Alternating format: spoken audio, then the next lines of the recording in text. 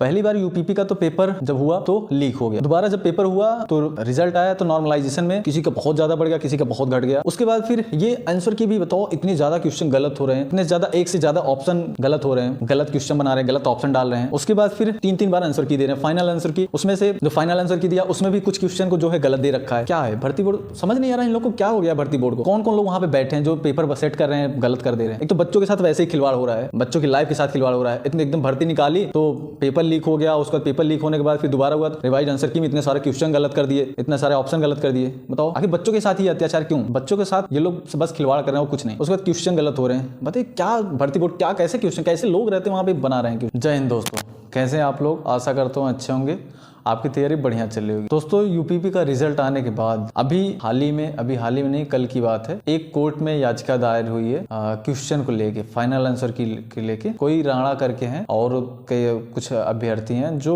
ये दायर की है कि ये जो यूपीपी का जो भर्ती बोर्ड है उन्होंने क्वेश्चन जो फाइनल आंसर की में क्वेश्चन के आंसर गलत दे रखा। शायद जो दो क्वेश्चन को लेके हुआ है लफड़ा। शायद पहला क्वेश्चन जो 31 को फर्स्ट शिफ्ट में आया था, क्योंकि 31 को फर्स्ट शिफ्ट में मेरा था, जो उसमें पूछा था संबंधित शब्द जो है ज्ञात कीजिए। उसमें दे रखा था पेड़ नहीं, पत्ती दे रखा था, पत्ती, फूल, फल और शाखाएं, वो शाखाएं ने तना। के बाद फिर उसमें से 4 ऑप्शन दिए थे, उसमें पेड़, पौधा और शाखा एक और दे रखा था। तो उसमें से होगा जो है, उसमें से शाखा होगा। जब पहली बार रिजल्ट आया था, वो जो पहली बार आंसर की आई, तो उसमें क्या दे रखा था, भर्ती बोर्ड ने पेड़ को सही माना था संबंधित शब्द में। बट वास्तव में देखा जाए तो पेड़ नहीं होगा, क्योंकि सब पेड़ के पार्ट हैं, तो उससे संबंधित तो पेड़ है नहीं। जब फाइनल आंसर की आया उसमें भर्ती बोर्ड ने सही दे रखा है। उसमें क्या रखा है, भर्ती बोर्ड ने उसको शाखा को माना है, क्योंकि शाखा भी पेड़ का ही भाग होता है।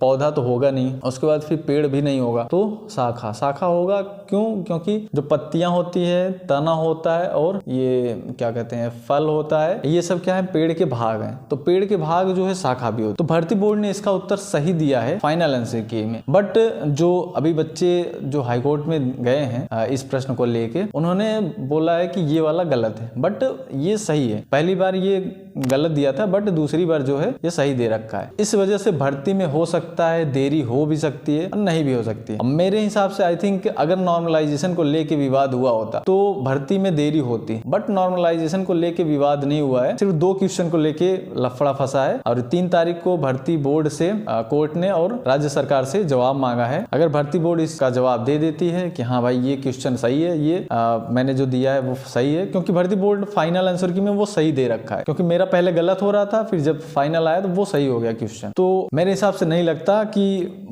डेट जो है 3 तारीख को है, जवाब मांगा है 3 तारीख तक, 3 तारीख को डेट रखी गई है। और मेरे हिसाब से नहीं लगता कि डेट आगे बढ़ेगी। आप लोग डीवीपीएसटी के अच्छे से डॉक्यूमेंट्स बनवा लीजिए, उसके बाद रनिंग की तैयारी करते रहिए। ऐसा नहीं कि भर्ती कोर्ट में मतलब फंसेगी नहीं भर्ती, इसकी चिंता मत करिए, फंसेगी नहीं। आप लोग रनिंग करते रहिए। ऐसा नहीं कि हाँ कोर्ट में गई तो हम रनिंग करना बंद कर दें, ये गलती मत करना, नहीं बहुत पछताओगे। ठीक, और आप लोग अच्छे से रनिंग की तैयारी करते रहें दोस्तों। Best of luck. जय हिंद दोस्तों।